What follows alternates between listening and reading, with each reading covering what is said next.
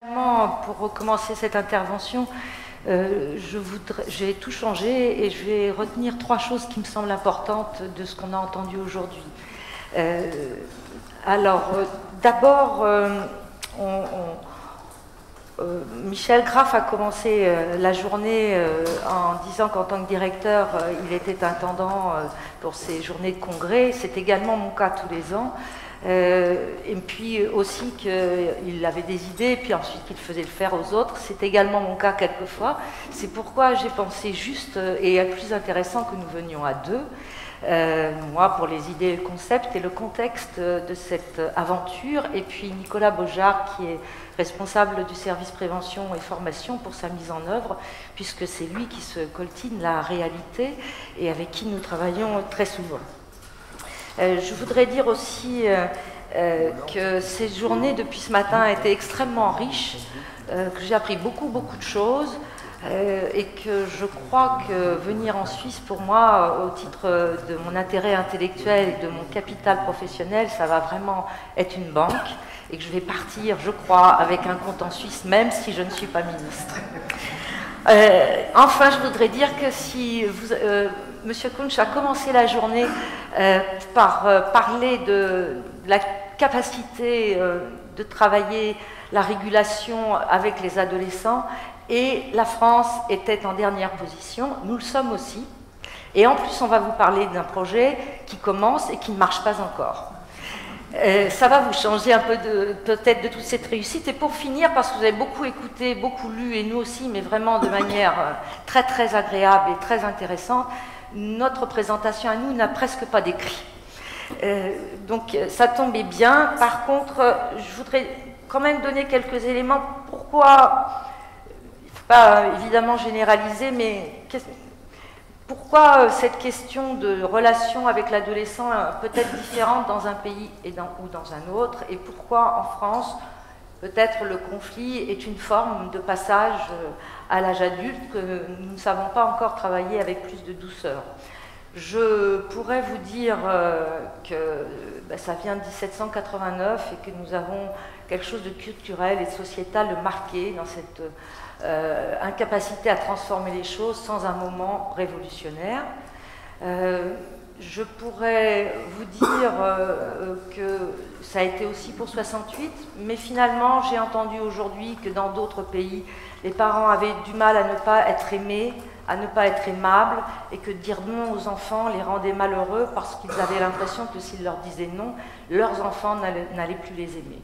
Donc, je ne suis pas sûre que cette hypothèse soit tout à fait scientifique. Par contre, ce que je crois, il y a quelqu'un qui l'a dit ce matin dans la salle, c'est que ce tiers qui est les conditions sociétales, la société dans laquelle nous vivons, la culture, ce qui a marqué notre histoire, doit être absolument intégré à la manière dont nous travaillons. Effectivement, le programme américain ne peut pas être tout à fait utilisé de la même manière en Irlande, mais cette transversalité ou cette recherche de transversalité, je suis sûre que ce sera pour nous énorme. Il y a déjà une chose qui m'apparaît, c'est que vous avez une capacité à organiser, à conceptualiser des programmes, à les mettre en œuvre et à les évaluer. Chez nous, en France, là encore, je ne ferai pas de généralité et ça n'est pas une parole scientifique, mais tout de même, j'ai l'impression qu'on a plus l'habitude de faire, de tenter, d'expérimenter, d'être un peu brouillon, et puis au bout d'un moment, on s'aperçoit qu'on est 20, 30 à le faire, et que là, on a peut-être quelque chose à partager en commun, à capitaliser, à avoir des savoir-faire. C'est ce que nous faisons au sein de la Fédération Addiction, et c'est pour ça que nous avons un travail avec tout un réseau de professionnels qui nous permet de créer des guides, des repères dans lesquels nous cumulons nos expériences, nos réflexions et nos pistes d'action, et puis peut-être nous essayons d'avoir des consensus sur ce que l'on appelle les bonnes pratiques. Je voudrais dire un tout petit mot de ce guide famille et entourage. Pourquoi? Parce que c'est dans ce guide que l'organisation de Suisse Addiction a vu notre projet Préf Parents, qui venait tout juste d'être lancé, et que nous sommes très attachés à ce travail collectif et à cette intelligence collective que nous partageons au sein de la Fédération Addiction. Nous en avons quelques-uns et puis vous pourrez de toute façon le télécharger librement sur le site de la Fédération Addiction, ce qui vous donnera peut-être quelques exemples de ce qui se passe en France et comment nous pourrions faire réseau, comme le disait tout à l'heure Irène. Pour transformer nos pratiques et les adapter, il faut déjà concevoir que le monde a changé, que nous avons changé, et puis il faut avoir une petite lecture du contexte. Oui, c'est vrai, nous avons du mal à toucher les parents. Oui, c'est vrai, la société est addictogène. Elle est très addictogène, beaucoup plus sans doute qu'elle n'était il y a quelque temps. Et ce paradoxe entre l'isolement et la consommation collective et encouragée est extrêmement prégnant dans les conduites de nos jeunes qui étonnent ou avec lesquels les parents ne savent plus faire ou pensent ne plus savoir faire. Et puis cette espèce, je ne sais pas chez vous, mais chez nous quand même, pendant de nombreuses années, on a entendu à toutes les sauces que les parents étaient impuissants, que les parents étaient indigènes, que les parents ne savaient plus s'occuper des enfants, que les parents étaient des missionnaires. Je pense que cette idée est improductive, elle est erronée et donc complètement inutile.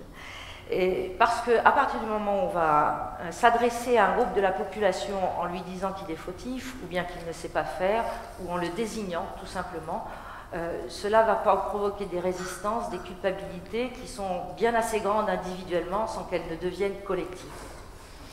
C'est avec cette idée-là, et puis nos constats à la Pléiade, notre association, que j'ai constaté que nous avions un problème. En effet, pour juste vous donner quelques chiffres qui vont vous éclairer, la Pléiade, c'est une soixantaine de professionnels, 3 millions de budget, 4 établissements médico-sociaux et services, avec un centre de réduction des risques, des appartements de coordination thérapeutique pour les maladies chroniques, particulièrement hépatite et sida, un centre thérapeutique résidentiel en addictologie, un centre de soins en ambulatoire et un service de prévention.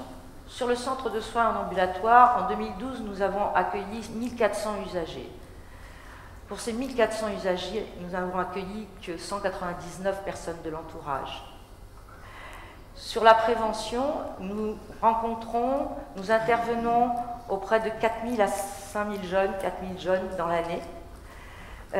Nous avons de l'intervention précoce qui est dans les 1400 dont je vous ai parlé tout à l'heure. Sur le centre de soins, dans l'intervention précoce qui se situe entre la prévention et les soins, il y a 54% de jeunes gens de moins de 25 ans dans notre file active. Donc nous rencontrons énormément de jeunes. Nous en rencontrons 4000 en prévention. Nous formons 150 professionnels en moyenne à l'année pour être acteurs de première ligne, c'est-à-dire être en capacité d'avoir une première évaluation, de faire un premier entretien motivationnel, d'orienter vers le soin quand c'est nécessaire. Et pourtant, nous ne voyons que dans nos actions de prévention ou des actions d'aller vers les parents, moins de 100 personnes à l'année. On a un problème. On a un problème. Bon, à part dire que ça ne les intéresse pas, ce qui n'est pas vrai, à part dire qu'ils sont feignants, ce qui n'est pas vrai, qu'est-ce qu'on peut en conclure? Que nos méthodes et notre façon de travailler ne correspondent plus. Que quand on rentre chez soi après des heures de travail, des heures de boulot, ça a été dit très bien par notre collègue irlandais, ressortir pour aller à une conférence, c'est... Voilà, on n'a plus très envie. Si en plus, quand on va à cette conférence, on a l'impression qu'on est en train de dire aux autres qu'on a des problèmes avec ses enfants, qu'on est mauvais parents, ou qu'on n'y connaît rien, c'est encore plus difficile. Et si en plus on a vraiment des problèmes avec ses enfants, alors là, ça devient impossible. Ça devient vraiment très difficile. Donc on s'est dit, comment aller vers, comment les toucher?